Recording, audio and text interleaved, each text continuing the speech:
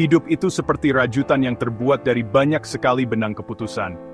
Dari saat kita bangun tidur sampai kita menutup mata, kita selalu membuat pilihan, besar maupun kecil. Mau sarapan apa, lewat jalan mana ke kantor, mau terima tawaran kerja baru atau tidak. Semua keputusan ini membentuk jalan hidup kita. Beberapa keputusan itu sederhana, dibuat spontan tanpa banyak pikir. Yang lain lebih rumit, butuh pertimbangan matang dan menimbang pilihan. Tapi, terlepas dari besar kecilnya, setiap keputusan punya konsekuensi yang memengaruhi hidup kita. Memahami bagaimana kita membuat keputusan, faktor-faktor yang memengaruhi pilihan kita, dan model-model yang menjelaskan proses pengambilan keputusan kita, bisa membuat kita lebih pintar dalam membuat pilihan yang lebih baik dan tepat. Pada akhirnya, kualitas hidup kita ditentukan oleh kualitas keputusan kita. Di bagian-bagian berikutnya, kita akan menyelami dunia pengambilan keputusan yang menarik, menjelajahi teori, model, dan contoh nyata yang menjelaskan aspek dasar perilaku manusia ini. Jadi, bersiaplah untuk memulai perjalanan mengungkap rahasia di balik keputusan-keputusan hebat. Pengambilan keputusan, yang dulu diselimuti misteri, sekarang menjadi subjek penelitian ilmiah yang ketat. Para peneliti dari berbagai disiplin ilmu, psikologi, ekonomi, ilmu saraf telah mendedikasikan diri mereka untuk mengungkap kerumitan bagaimana kita membuat pilihan. Intinya, pengambilan keputusan adalah proses kognitif yang melibatkan identifikasi kebutuhan atau masalah, menghasilkan dan mengevaluasi solusi alternatif, dan memilih tindakan. Namun, proses ini sama sekali tidak sederhana atau linear. Keputusan kita dipengaruhi oleh banyak faktor, baik internal maupun eksternal. Nilai-nilai, keyakinan, pengalaman, emosi, bias, dan bahkan ciri-ciri kepribadian kita berperan dalam membentuk pilihan kita. Faktor eksternal seperti norma sosial, pengaruh budaya, informasi yang tersedia, batasan waktu, dan bahkan pendapat orang lain juga dapat memengaruhi keputusan kita. Memahami faktor-faktor yang memengaruhi ini sangat penting untuk mendapatkan pemahaman yang lebih dalam tentang proses pengambilan keputusan. Salah satu model pengambilan keputusan yang paling berpengaruh adalah model rasional. Model ini mengasumsikan bahwa individu adalah aktor rasional, yang membuat keputusan dengan hati-hati mengevaluasi semua informasi yang tersedia, dan memilih opsi yang memaksimalkan utilitas yang diharapkan.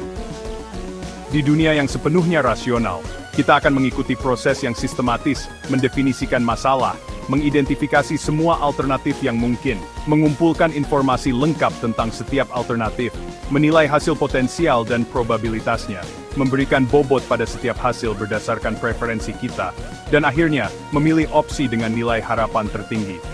Namun, model ini mewakili pandangan ideal tentang pengambilan keputusan. Pada kenyataannya, kita jarang memiliki akses ke informasi yang lengkap, dan kemampuan kognitif kita terbatas.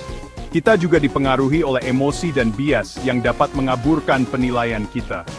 Terlepas dari keterbatasannya, model rasional menyediakan kerangka kerja yang berguna untuk memahami elemen-elemen dasar pengambilan keputusan dan berfungsi sebagai tolok ukur yang dapat kita bandingkan dengan model yang lebih realistis.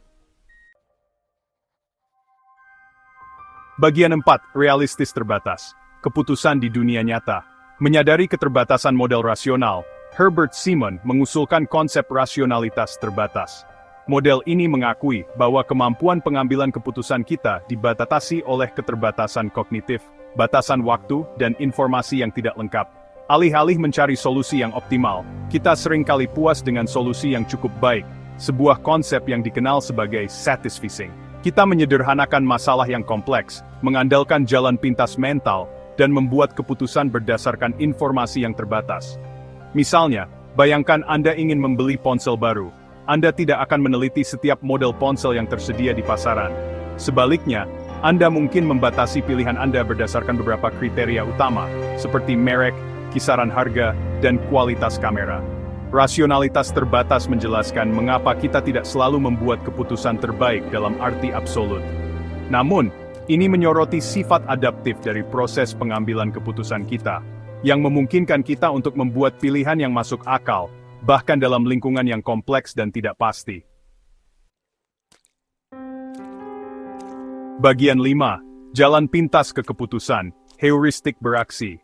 Heuristik adalah jalan pintas mental yang menyederhanakan tugas kognitif yang kompleks, memungkinkan kita untuk membuat keputusan dengan cepat dan efisien. Meskipun heuristik dapat membantu dalam banyak situasi, heuristik juga dapat menyebabkan bias sistematis dan kesalahan dalam penilaian. Salah satu heuristik yang umum adalah heuristik ketersediaan, di mana kita menilai kemungkinan suatu peristiwa berdasarkan seberapa mudah kita dapat mengingat peristiwa serupa dari ingatan. Misalnya, jika kita baru-baru ini melihat laporan berita tentang kecelakaan mobil, kita mungkin melebih-lebihkan kemungkinan terlibat dalam kecelakaan itu sendiri. Heuristik umum lainnya adalah heuristik representatif, di mana kita menilai probabilitas suatu peristiwa berdasarkan seberapa miripnya dengan prototipe atau stereotip kita tentang peristiwa tersebut. Misalnya, kita mungkin berasumsi bahwa seseorang yang tinggi dan atletis lebih cenderung menjadi pemain bola basket daripada pustakawan. Meskipun heuristik dapat berguna dalam banyak situasi, penting untuk menyadari keterbatasan dan potensi biasnya. Dengan memahami cara kerja heuristik, kita dapat lebih memperhatikan pengaruhnya terhadap keputusan kita dan mengambil langkah-langkah untuk mengurangi efek negatifnya.